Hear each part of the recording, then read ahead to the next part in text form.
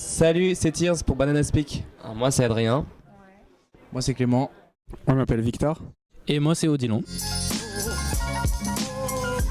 Incroyable. Ouais. Non. En fait ça fait très longtemps qu'on bossait sur ces morceaux, donc forcément les sortir ça nous a fait quelque chose de très fort. agréable, quoi, de fort. Et on est très content des retours qu'on a eu et on pouvait pas espérer mieux. On veut juste que ça dure, surfer sur cette bonne énergie et genre composer plein de nouveaux trucs encore, pas s'arrêter et faire vivre ces morceaux. Et là je trouve que le début il est vraiment Ouais, on sent qu'il y a vraiment une réaction plus intense, même de la part de nos proches ou quoi. Il y a vraiment un engouement vraiment particulier autour de ces morceaux-là, quoi. En vrai, ça nous a pris une petite année, je dirais, de conception. On parle beaucoup, nous, quand on compose, donc beaucoup d'échanges. On a écouté de nouvelles choses ensemble, chacun de son côté aussi. On a essayé juste de faire quelque chose de différent d'avant. Ça a pris un peu de temps. Entre-temps, Adrien, il est vraiment arrivé dans le processus de composition, qu'il n'était pas sur l'EP d'avant. Plus simplement, ouais, je suis arrivé il y a 1 an et demi dans le groupe et à ce moment-là, je devais juste être là pour faire les lives.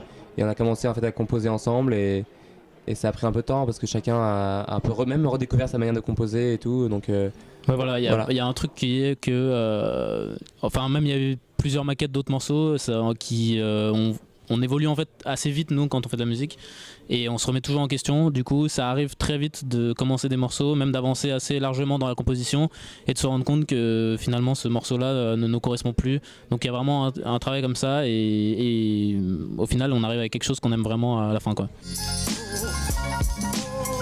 Je pense que le mot d'ordre c'était pour moi en tout cas plus liberté. Je me sentais beaucoup plus, tous ensemble on se sentait beaucoup plus libre et moins cloisonné par On a cassé le toutes les chaînes. fait de faire des chansons en 3 minutes, ou ce qu'on voulait faire avant d'ailleurs, mais maintenant on n'avait plus trop envie de faire ce truc, je pense, c'est d'être plus libre et de faire des morceaux qui ont moins de sens peut-être. On a ensemble décidé de casser des chaînes imaginaires pour faire ce qu'on voulait vraiment, quoi. Et même si on aime beaucoup nos morceaux d'avant aussi, il n'y a pas de problème, mais c'est juste que là c'était nous le plus possible. On était tous à l'école primaire ensemble, enfin Clément, Victor et moi. C'était déjà en CM2 où je savais que Clément avait commencé la batterie, Victor avait commencé la guitare et j'ai dit bah les gars, moi je pourrais faire de la basse, comme ça on pourrait faire un groupe, quoi. Et au final ça s'est fait comme ça et du coup on a tous pris des cours de musique, chacun 1 an seulement presque. Ouais. Et après, on a commencé à jouer ensemble dans la cave chez Clément. Et au fur et à mesure, on avait même des gens autour de nous qui nous poussaient un peu dans cette direction-là. Ouais, bien sûr. Et au final, on a vraiment aimé ça. Et du coup, on a continué. Au début, c'était un loisir. C'était vraiment un passe-temps au début. Voilà. Et après, c'était vraiment devenu un truc de plus en plus sérieux. Comme dit Odilon, ça s'est fait. C'est vrai qu'au début, c'était un truc très passe-temps, loisir, ça s'est fait un peu tout seul. Et après, en fait, au fur et à mesure du temps, on commençait à faire des concerts. Nos amis, je pense, s'intéressaient un peu plus à ça. Nous, on s'améliorait un peu. En vrai, il n'y a pas eu de moment décisif. en vrai, peut-être, je sais pas, moi je parle peut-être à leur place, mais j'ai l'impression de manière un peu genre simple, le moment où vraiment où on a dû se dire, enfin ils ont dû se dire que c'était le moment d'y aller, c'était quand on a fini le bac en fait. Ouais, voilà. Après le bac, c'est ce moment.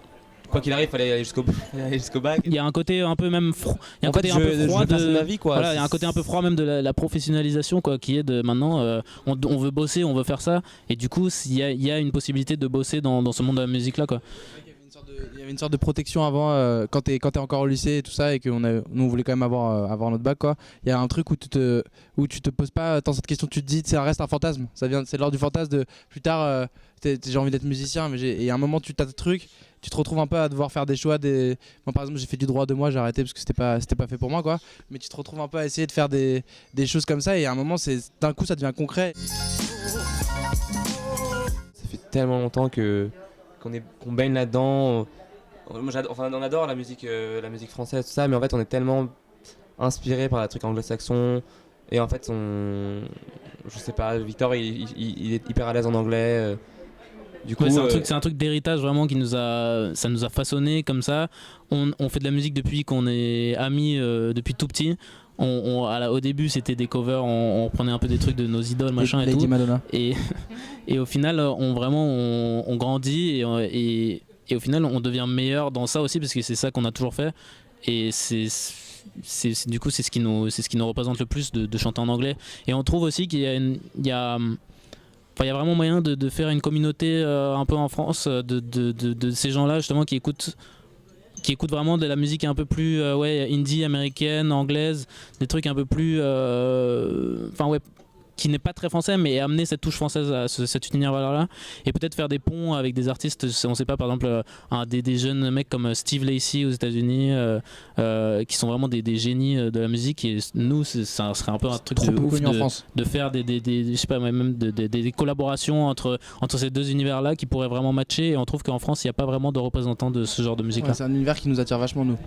Ouais. Tout ça. En fait, on a ratissé un peu assez large. On a vachement été inspiré par des artistes plus R&B comme Daniel Caesar ou même Frank Ocean, des trucs comme ça. Et aussi, on a vachement écouté pas mal d'électro, même c'est con, mais des trucs comme Daft Punk ou Toro et moi, tout ça. Après, on est toujours nous inspirés par les trucs plus classiques comme Prince, Michael Jackson, Blur.